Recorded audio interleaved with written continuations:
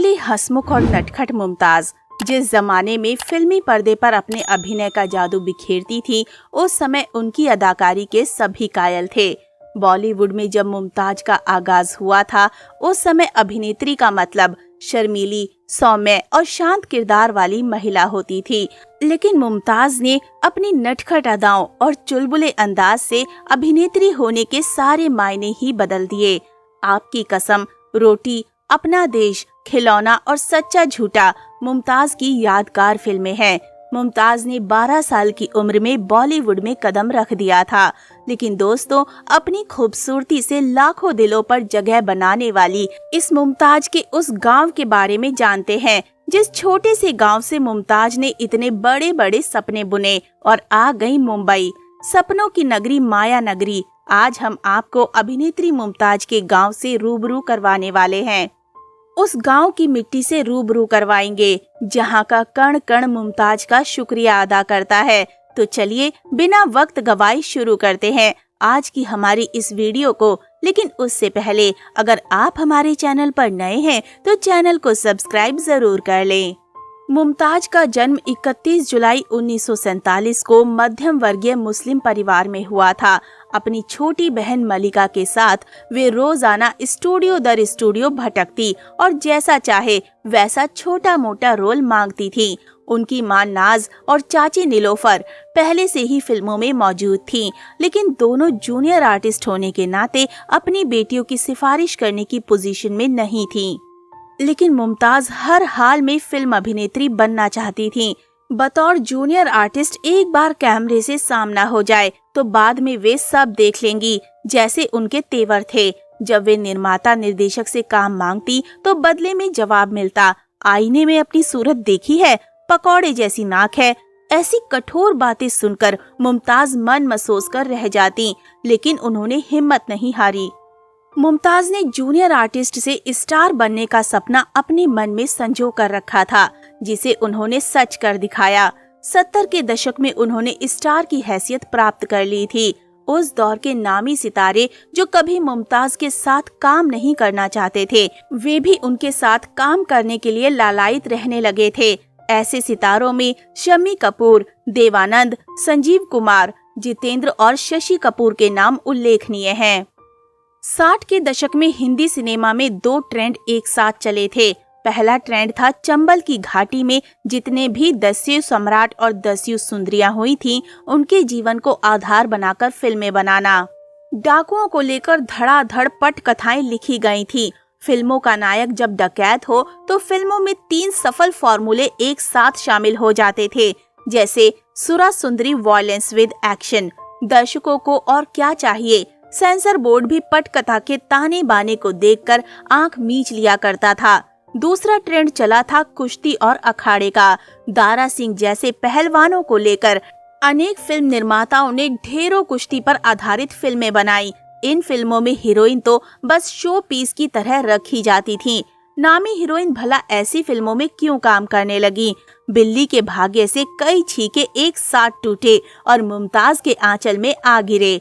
मुमताज ने दारा सिंह जैसे पहलवान के साथ 16 फिल्में की और ज्यादातर बॉक्स ऑफिस पर सफल भी रही।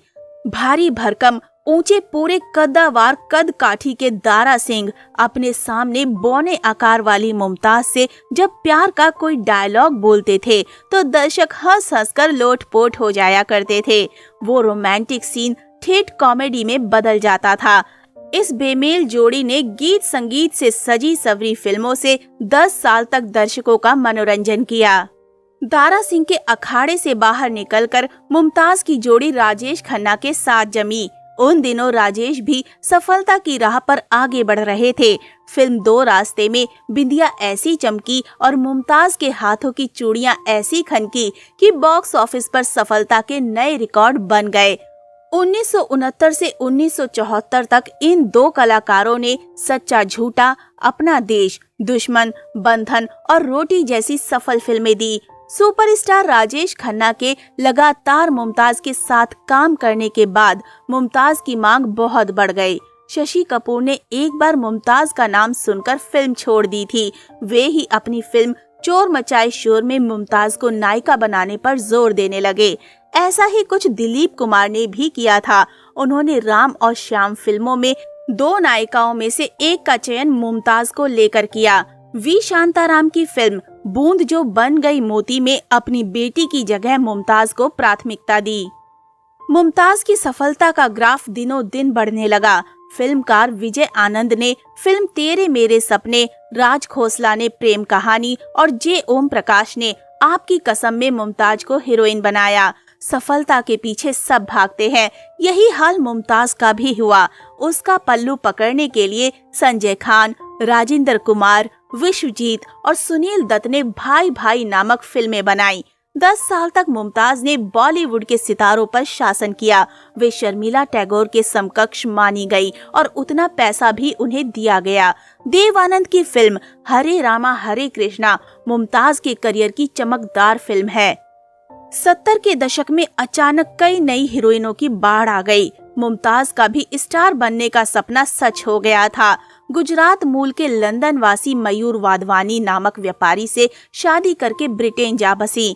शादी के पहले उनका नाम संजय खान, फिरोज खान, देवानंद जैसे कुछ सितारों के साथ जोड़ा गया था, लेकिन अंत में मयूर पर उनका दिल आ गया।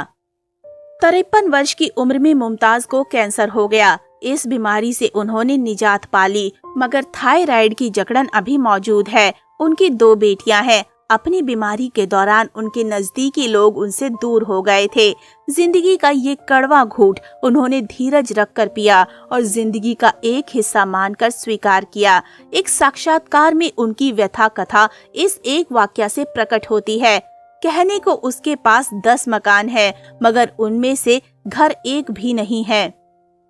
सन 1990 में फिल्मों में किस्मत आजमाने मुमताज अपनी दूसरी पारी में आई थी। शत्रुघ्न सिन्हा के साथ फिल्म आंधियां की, मगर नाकामयाबी मिली। मुमताज समझ गईं कि नई नायिकाओं से मुकाबला करना उनके लिए आसान नहीं है और उन्होंने अभिनय को अलविदा कहने में ही भलाई समझी। दूसरी पारी में असफलता के बावजूद मुमताज की सफलता चौंकाने वाली है। साधारण सूरत और बगैर गॉडफादर के उन्होंने सफलता का नमक अपने बल पर चखा और दूसरों को भी चखाया। दोस्तों, मुमताज के गांव के बारे में बात करें तो मुमताज का जन्म मुंबई में ही हुआ था। जी हाँ, माया नगरी मुंबई, जहाँ की चकाचौंध से तो हर कोई वाकिफ है। वो मुंबई जहाँ लोग कामयाबी का सपना लेकर आते हैं। कुछ को कामयाबी हाथ लगती है तो कुछ खाली हाथ निराश होकर लौट जाते हैं, लेकिन मुंबई ने जब भी किसी पर मेहरबानी की तो उसे राजा बना दिया और जब भी किसी से कुछ छीना तो उसे रंक बना दिया। लेकिन बात तो यहाँ मुमताज की हो रही है, जो मुंबई जैसे शहर में जन्मी थी। मुंबई में हर इंसान के लिए जगह है। इस शहर में मेहमानों को भी उतना ही अपनापन और प्यार मिलता है जितना कि यहाँ रहने वालों को।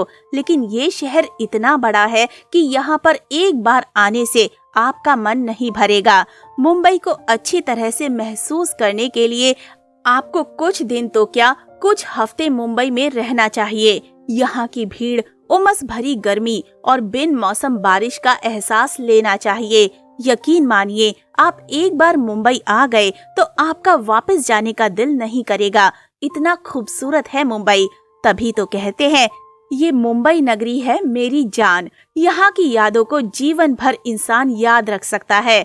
तो दोस्तों, अगर आप अपने पसंदीदा कलाकार के गांव के बारे में जानना चाहते हैं तो उनका नाम कमेंट में जरूर लिखें, ताकि हम आपके पसंदीदा कलाकार के बारे में जानकारी ला सकें। तो बाय बाय दोस्तों, मिलते हैं अगली वीडियो में। तब तक आप सब अपना ध्यान रखिए।